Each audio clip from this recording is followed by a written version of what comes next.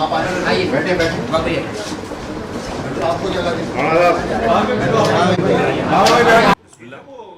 आप लोगों ने सिंध अर्बन के नाम से जो यहाँ कैंप लगाया कैंपनी साझी का चंद दिन पहले हमने भी लगाया था, वहाँ इतने वकील नजर नहीं आए, आपके साथ इतने वकील कहाँ से आ गए?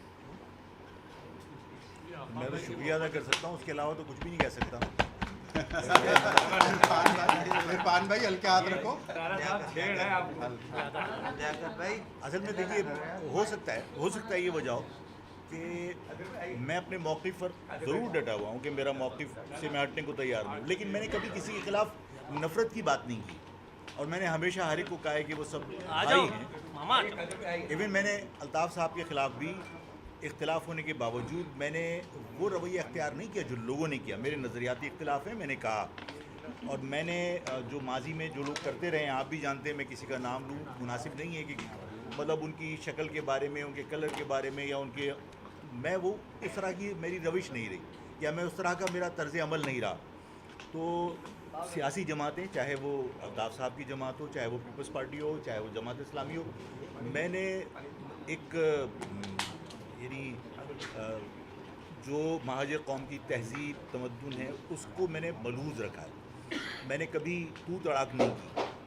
जमात इस्लामी से मैंने जिस तरह भी शिकवा किया मैंने, और मैंने अपने इख्तिलाफ़ का इजहार किया, तो कोई बदतमीज़ी की बात नहीं है। मैंने कहा कि अलबदल शम्स उन्होंने बनाई थी और उन्होंने पाकिस्तान की अफवाज के शाना बचाना लड़ने के लिए अलबदल शम्स बनाई थी, पाकिस्तान को बचाने के लिए। बांग्लादेश जो यानी बंगाली जो अलहदगी की तहरीक चला रहे थे उसके ख़िलाफ़, और जमात इस्लामी के लोग थे वो।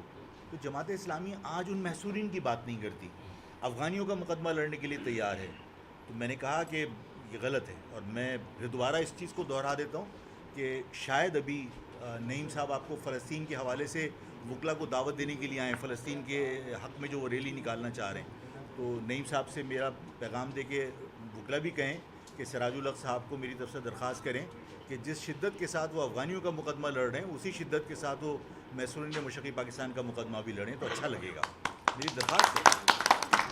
तो मेरा रवैया क्योंकि तज़ीक आमेज़ कभी किसी के लिए नहीं रहा, तो हो सकता है मेरे बारे में भी लोग दरगुजर फरमाते हों और मोहब्बत का इजहार करते हो, इसलिए आ गए। अच्छा, कमिंग इलेक्शन के लिए एक इत्तेहाद बनता हुआ नजर आ रहा है सिंध में, आपसे कोई राब्ता हुआ? नहीं, मेरा ख्याल है कि अभी ऐसी कोई सूरत हाल है नहीं। अच्छा, जो इत्तेहाद बन रहा है, मैं मुझसे ज़्यादा वकला जो है ना इस मामले में, सियासी मामलात में बहुत गहरी निगाह रखते हैं, और जमहूरियत को हमेशा से डिरेल होने से अगर किसी ने बचाया तो वकला ने, और अगर जमहूरियत की बहाली के अंदर किसी ने कोई किरदार अदा किया तो वकला ने। तो वकला बहुत अच्छी तरीके से जानते हैं कि जो इत्तेहाद बन रहा है वो क्या बन रहा है और किसके लिए बन रहा है, और वो इत्तेहाद में कौन सी जमातें शामिल हैं। मतलब सबकी स्ट्रिंग्स कहीं एक जगह से हिलती हैं, और उन्हीं जमातों को मिलाकर वो सिंध के अंदर कोई तब्दीली लाना चाहते हैं। तो ज़ाहिर है कि मुझे उसमें कोई कामयाबी नज़र नहीं आ रही। इस तरह का एलिगेशन तो आप लोगों पे भी लगता रहा है। अच्छा, लगता रहा है का मकसद ही अब ख़त्म हो गया? नहीं, खत्म होने भाई आप पर भी कहा गया कि आप उनकी गाड़ी पर बैठ के आए, इसे सारे मैंने देखो कई मरतबा आप लोग तो मुझसे सवाल करते रहे, लेकिन वो सवाल दोहराते इसलिए कि बाकी लोगों के इल्म में भी आए, तो आपकी मेहरबानी, आप सवाल दोहरा देते हैं। मैंने कई मरतबा कहा कि मुझसे कुरान उठवा लीजिए।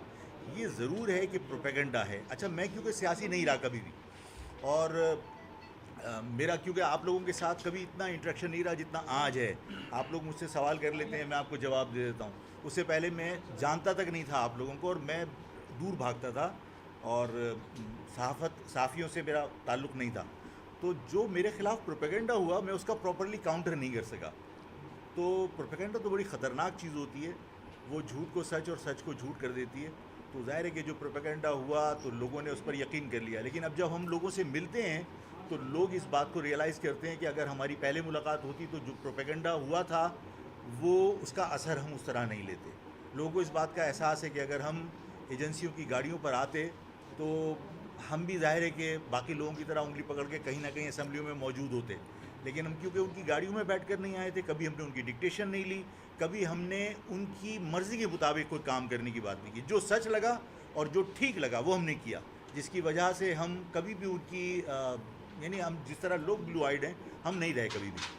ابھی آپ نے قرآن پاک اٹھانے کی بات کی, آج کل قرآن پاک اٹھا کے بڑے بیانات دیے جا رہے ہیں, سیاستدانوں کے یہ کس زیب نے- دیتا ہے کہ وہ اس طرح کی باتیں. کس نے دیے مجھے نہیں معلوم. دیکھیے میں نے تو تحریک انصاف کے کچھ رہنما آتے ہیں قرآن پاک اچھا ہاتھ میں لیتے اچھا ہیں, اچھا تو یہ سیاستدانوں کے لیے نہیں یہ دیکھیے وہ جو آگے پریس کانفرنس کر رہے ہیں, اب انہیں آپ یہ تو نہ کہیے کہ سیاستدان ہیں, اس لیے کہ انہیں تو کان سے پکڑ کے پہلے عمران خان صاحب کے پاس چھوڑ کے آئے تھے اور اس کے بعد عمران خان صاحب سے نکال کے اور ان کے خلاف انہوں نے بیان دلوا دیے.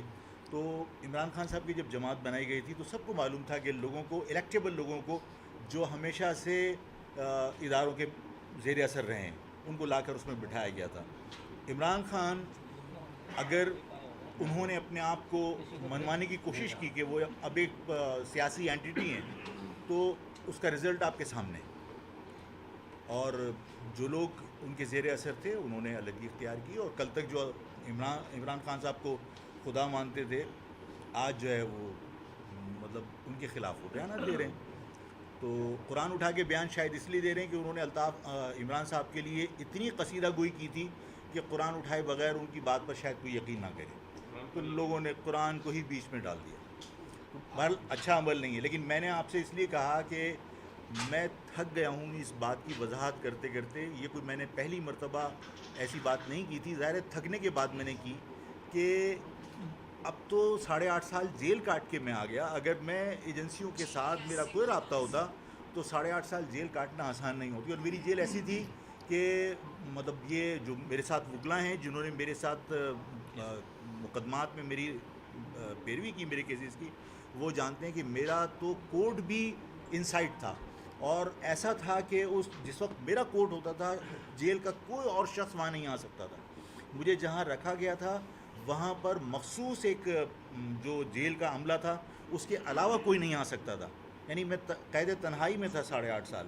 آپ کو یاد ہے مجھے Aga Khan hospital medical check up کے لیے لے کر آئے تھے تو کسی سے ملنے کی اجازت نہیں تھی, اور پولیس کی بہت بڑی نفری کے ساتھ مجھے لایا اور چیک اپ کیا اور مجھے واپس لے گئے. مجھے کسی کے ساتھ انٹریکشن نہیں کرنے دیا. میرے والد کے انتقال کے اوپر مجھے جنازے کے اندر صرف میں نے اپنے والد کا دیدار کر سکا, مجھے قبرستان نہیں جانے دیا, اس لیے کہ قبرستان میں ہزاروں لوگ موجود تھے جو شاید اس امید پر تھے کہ آفاق احمد تدفین میں آئے گا تو ہم اس کی شکل دیکھ لیں گے. تو ان کو یہ خوف تھا کہ آفاق وہاں جائے گا, لوگوں سے ملے گا یا ویو کرے گا تو بھی لوگوں کے اندر کرنٹ آ سکتا ہے. انہوں نے مجھے میرے گھر سے تدفین میں شریک نہیں ہونے دیا, صرف میرے والد کا چہرہ دکھا کر اور آخری دیدار کرا کر مجھے واپس گاڑی میں بٹھا کے اے پی سی میں مجھے جیل لے گئے. ان حالات کے اندر اب میں کیسے یقین دلاؤں کہ بھائی اگر میرا کوئی تعلق ہوتا تو کسی سے تو درخواست کر سکتا تھا کہ بھائی میرے ساتھ یہ ظلم بند کرو. اور میرا خیال ہے کہ جو لوگ ان کے چہیتے ہوتے ہیں ان کے ساتھ تو سب کو پتہ ہے کہ رویے کس طرح کے ہوتے ہیں.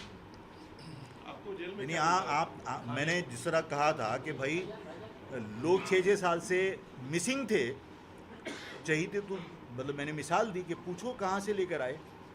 تو چہیتے تو یہ ہوتے ہیں کہ چاہے کتنے ہینیس کرائم میں تھے, اگر وہ یعنی ان کا چہیتا سفارش کرے تو لا کے گورنر ہاؤس میں لوگوں کے حوالے کر دیا جاتا ہے بندہ. مطلب عدالتیں اس کی معنی کیا رہ گئے, مقدمات کی حیثیت کیا رہ گئی کہ چاہے کتنے ہی ہینیس کرائم کے اندر ہو, اگر وہ چاہیں تو لا کے آپ کے حوالے کر دیتے ہیں وہ, اور آپ صرف ایک بانڈ بھرتے ہیں کہ ٹھیک ہے جی آج کے بعد میں فلاں سیاسی جماعت کے لیے کام نہیں کروں گا. یہ حالات ہیں. اچھا بھائی, ابھی سندھ ہائی کورٹ نے وہ بلدیہ کے حوالے سے فیصلہ سنایا, اس میں انہوں نے ڈائریکٹ ایم کے ایم پہ سوال اٹھایا, لیکن ایم کے ایم نے شام کو پریس کانفرنس کر دی اس کے خلاف. دیکھیے میں پہلے بھی کہہ چکا ہوں, میں آج آپ کے سامنے پھر کہتا ہوں, میں نے پریس کانفرنس میں حج پہ جا رہا تھا تو میں نے پریس کلب کے اندر پریس کانفرنس آ کے کی تھی, اور اگر کسی صحافی کو یاد ہو تو میں نے کہا تھا کہ اللہ تعالیٰ مغفرت فرمائے مفتی نعیم صاحب کی. مفتی نعیم صاحب جو ہے جو اس کے سائٹ کے اندر جو بن رہی ہے, انہوں نے باقاعدہ یہ کہا کہ 10 کروڑ روپے میں نے ڈیل کروا دی تھی, لیکن مطالبہ کیا گیا کہ ہمیں اس میں شیئر چاہیے پروفٹ میں, کیونکہ یہ احساس کیا گیا کہ اگر یہ 10 کروڑ روپے آسانی سے دے رہا ہے تو مزید پیسے دے سکتا ہے. اور اس کے بعد اس کو بلوایا گیا باقاعدہ 90 پر, اور وہاں جن جن لوگوں نے ملاقات کی میں نے بتایا تھا, اور میں نے کہا تھا کہ آپ اگر مفتی نعیم صاحب اس وقت جب میں نے پریس کانفرنس کی تھی میں نے کہا تھا کہ اگر مفتی نعیم صاحب کو انٹروگیٹ کیا جائے تو مفتی نعیم صاحب بتائیں گے کہ وہ کس کے کہنے پر گئے تھے ڈیل کرنے کے لیے اور کس کے کہنے پر وہ 90 لے کر گئے تھے بھائلہ کو. تو اس کا کیس واضح ہے, بالکل واضح ہے. یہ سب کچھ بیکار کی باتیں ہیں، اور یہ فخریہ کہنا کہ ہمارا یہ سگنیچر نہیں ہے. ہم بھتے کے لیے لوگوں کو دھمکا ضرور سکتے تھے لیکن ہم کسی کو اٹھا کے نہیں لائے. یہ ہمارا سگنیچر نہیں ہے. جرائم تو انہوں نے قبول کیے ہیں. تو بلدیہ کا کیس بہت بھیانک ہے. انسانیت کے بالکل تذلیل ہے کہ آپ نے اپنے بھتے کے لیے بے گناہ لوگوں کو جلا دیا، اور ایک دو نہیں تھے. ظلم کیا. اور اگر یہاں کی عدالتوں سے کوئی بچ بھی جائے تو میں نہیں سمجھتا کہ وہ خدا کی عدالت سے بچے گا، اس لیے کہ اس قسم کے جرائم، یعنی کورٹ کے اندر جو وکلا کو جلا دیا گیا تھا، تو آپ کورٹ کے اندر پروف نہ کر سکیں کسی کو مجرم، لیکن کیا اللہ کی عدالت سے ایسے لوگ بچ پائیں گے؟ اس کے رزلٹ ظاہر خراب ہوتے ہیں. بلدیہ کا واقعہ کوئی چھوٹا واقعہ نہیں ہے. چلو چائے پیا بس. یہ آدر بھائی کے ہمارے لیڈر ہیں آدر خان. چائے پیا. جیل میں کبھی شکایت نہیں کی آپ نے کبھی کسی سے شکایت نہیں کی؟ جیل میں جو 8 سال گزارے ہیں، جو آپ کو تکلیف پہنچی، چائے پی لو. کبھی آپ نے شکایت نہیں کی. اور دوسرا کھانے کو کیا ملتا تھا آپ کو؟ شکر وہ رانا الیکشن آ رہے اس حوالے سے سوال کرنا چائے پی لیں. سارے سوال رانا صاحب نے کر دیا ہے. صاحب نے سب کو کور کر لیا. ہاں سمجھ میں آئے کہ الیکشن فیئر ہوں گے یا نہیں ہوں گے. چلو انویسٹیگیشن کا آپ کو لا. اب آپ جا کے ووٹ معلوم کریں. ہاں صاحب آج کل سیکرٹری ہو صدر ہو. باور بھائی ایک پوسٹ ان کو بتائیے گا. ڈاکٹر صاحب نے ایک پوسٹ کریٹ کی تھی، اس کا مینڈیٹ یہ ہے کہ الیکشن کو مینیج کیا جائے in the interest of the country. وہ مینیج کرتے ہیں الیکشن، پوسٹ مینڈیٹ ہے اس کا. آپ کے دوست کا ہے، آپ کے جیل کے دوست، جیل میں آپ کے ساتھ 8 سال میں سزا ہوئی نا، تو آپ سے پہلی ملاقات نہیں ہوئی. میں باہر نکل کے مجھ سے جب اینکر نے سوال کیا، میں نے کہا کہ آگے میں تو نہیں لگ رہا کہ میں، لیکن عامر خان نے اپنی باتوں میں کچھ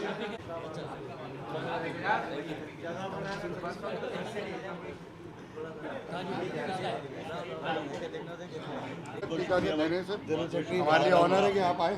یہ ساری چیزیں مجھے وہ رات کو پتہ چلا تھا، لیکن وہ جس میں سیٹرڈے کا دن ہوتا ہے چیزیں، تو وہ سڈنلی میں نے بات میں نے آپ کے آپریشن کا انہوں نے مجھے بتایا. بہت بہت شکریہ.